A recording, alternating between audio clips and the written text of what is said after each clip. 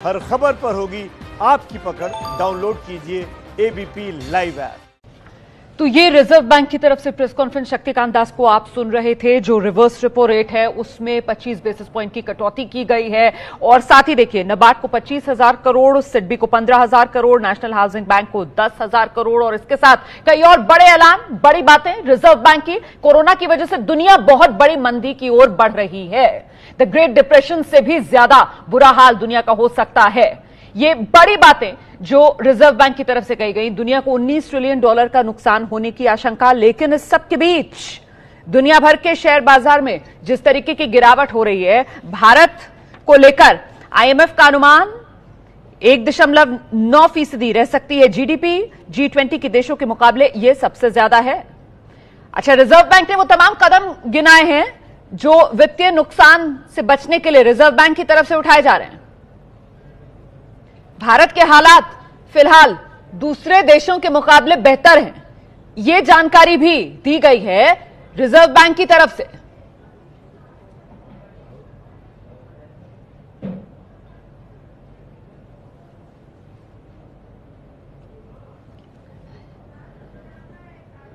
हम सीधे रुक करते हैं। इस वक्त हमारे साथ देखिए बिजनेस जर्नलिस्ट प्रांजल शर्मा मौजूद हैं। प्रांजल, बहुत बहुत स्वागत आपका एबीपी न्यूज में। आपने ये प्रेस कॉन्फ्रेंस सुनी, सबसे पहले तो आपके बड़े टेकअवेज क्या हैं?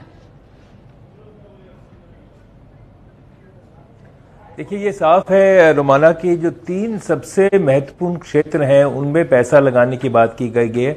घरों के लिए एनएचबी को अधिक पैसा दिया जा रहा है। जो छोटे और मध्य वर्ग के जो उद्योग हैं उनके लिए सिडबी को पैसा दिया गया है और साथ साथ कृषि क्षेत्र के लिए नाबार्ड को पैसा दिया गया है। कि ये साफ है कि पैसे की आज सबको आवश्यकता है और इसी के मद्देनजर ये आरबीआई ने मुहैया कराया पैसा और राज्य सरकारों के लिए भी उन्होंने पैसे का प्रावधान किया। इसलिए जो भी जरूरी क्षेत्र हैं उन पर पैसा लगाया जा रहा है। ये सबसे बड़ी खबर है। ये बड़ी बात आप कह रहे हैं कि देखिए किस तरीके से चाहे नबार्ड हो, चाहे सिडबी हो, चाहे नेशनल हाउसिंग बैंक हो, सबको पैसा दिया जा रहा है, सबकी मदद की जा रही है हजारों करोड़ रुपया से। साथ ही साथ जिस तरीके से जो रिवर्स रेपो रेट है उसमें कटौती की गई है। तो जो बात आप कह रहे हैं प्रांजल कि बाजार के अंदर पैसा बना रहे, लिक्विडिटी बनी रहे, उसी दिशा में ये कदम।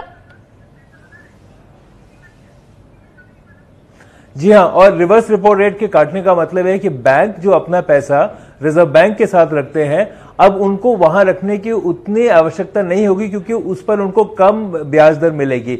इसलिए एक सिग्नल है बैंकों को कि आप अपना पैसा बाजार में डालिए, लोगों को दीजिए और सिर्फ रिजर्व बैंक में अपनी कमाई के लिए मत रखिए।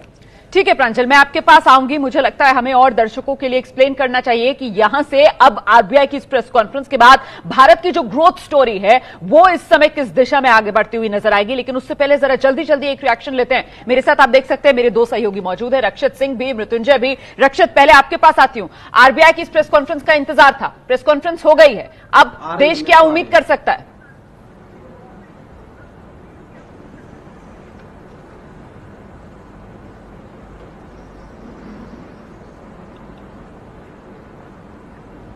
रक्षित, आप मुझे सुन नहीं पा रहे हैं शायद, मुझे लगता है मैं दोबारा आपके पास आऊंगी। यही सवाल मृत्युंजय आपके लिए, सुन पा रहे हैं ना आप मुझे मृत्युंजय? नहीं रोमाना, आ रही है आवाज अब।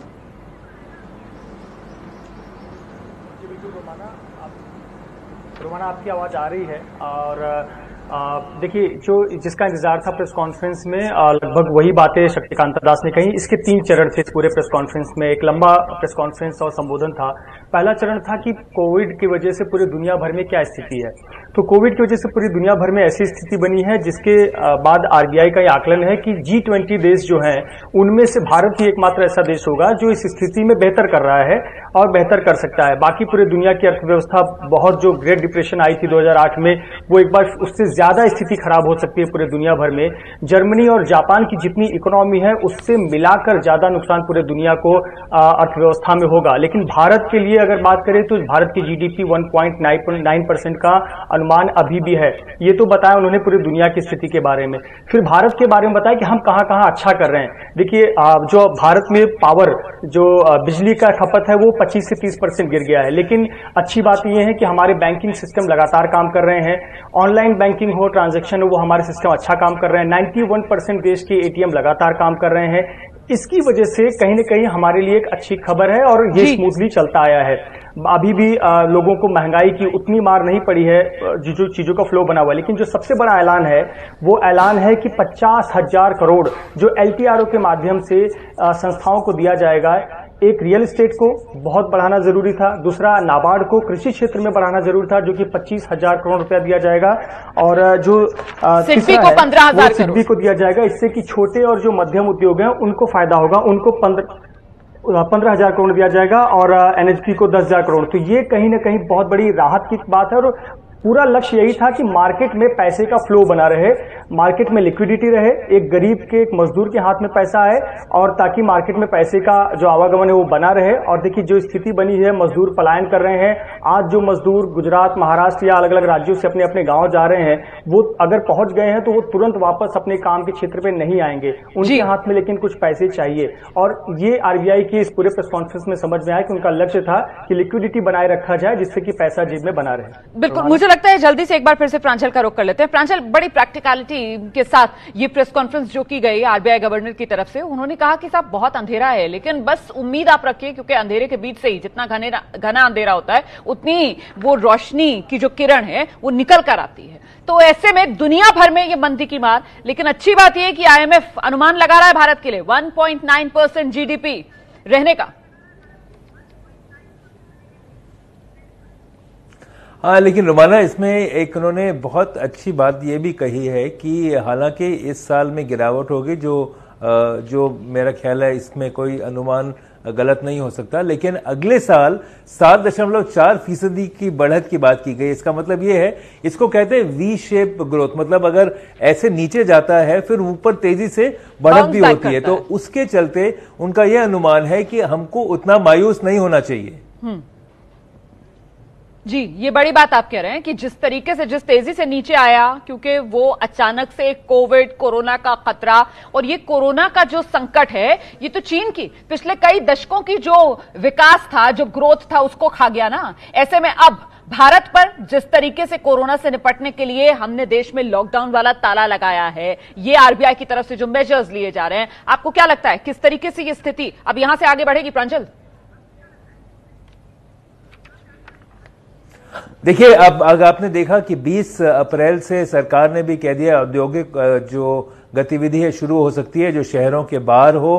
अगर आप लॉजिस्टिक्स को देखें, जो ट्रकों की आवाजाही है, लगभग हर किस्म के सामान के लिए उसको खोल दिया गया है 20 अप्रैल से।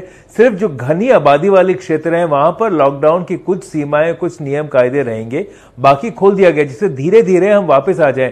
भारत की आबादी और ग्राहक इतने हैं कि इतनी जो मांग है वो मांग ऐसे फूटेगी कि फिर से उत्पादन को काफी फायदा मिलेगा। ये बात सही है कि अगर लोगों को लगे कि उनका आमदनी कम हो रही है, पैसा कम है, तो वो शायद उतना खर्च नहीं करें, लेकिन यही है कि इस वक्त कॉन्फिडेंस बढ़ाने के लिए सरकार को और जो सारे अलग अलग संस्थाएं हैं उनको मिलजुल के ये कहना चाहिए कि स्थिति निपटने के लिए हम कायम हैं, हम तैयार हैं और हम निपट भी रहे हैं। अगर जैसे आपने सुना होगा, प्रधानमंत्री ने पिछले 2 दिन पहले जब लॉकडाउन एक्सटेंड किया था तब बोला था कि बाकी देशों की तुलना में भारत की स्थिति काफी संभली हुई है और हमारा जो अर्थव्यवस्था है उसकी बुनियाद भी काफी मजबूत है। अगर इन दोनों को साथ में देखें तो मुझे लगता है जैसे ही ये लॉकडाउन खत्म होगा एक नई स्फूर्ति आएगी जिससे हम फिर से ऊपर चढ़ पाएं।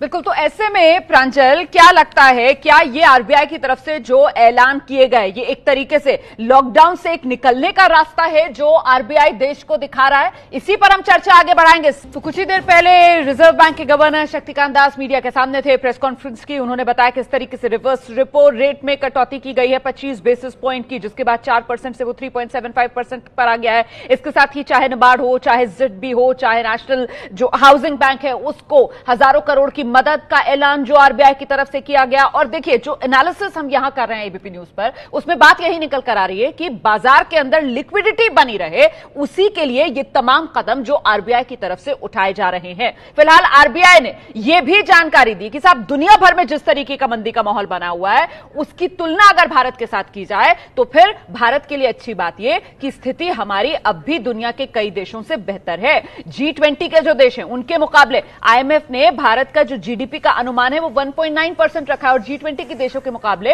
ये सबसे ज्यादा है जीडीपी का अनुमान जो भारत के लिए जताया गया है आईएमएफ की तरफ से। अच्छा, मेरे साथ प्रांजल लगातार बने हुए हैं और प्रांजल, जो ब्रेक पर जाने से पहले मैंने बात छोड़ी थी कि साहब ये जो आरबीआई की तरफ से ऐलान है, क्योंकि पहले कहा जा रहा था ना कि लॉकडाउन करना आसान है, लॉकडाउन से निकलना मुश्किल, तो क्या ये अब लॉकडाउन से निकलने का रास्ता बना रहे हैं?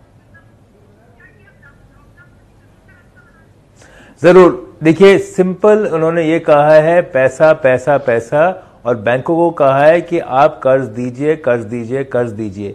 इसमें जो एनबीएफसी हैं, जो अलग छोटे दूसरे दर्जे के जो वित्तीय संस्थान है, उनको भी कहा गया है कि आप ऐसी अब सख्ती मत बरतें, ये माहौल सख्ती बरतने का नहीं है। जिसको पैसे की आवश्यकता है उसको आप पैसा दें, जो पैसा नहीं लौटा पा रहा है उसको फिलहाल आप और मोहलत दे दें।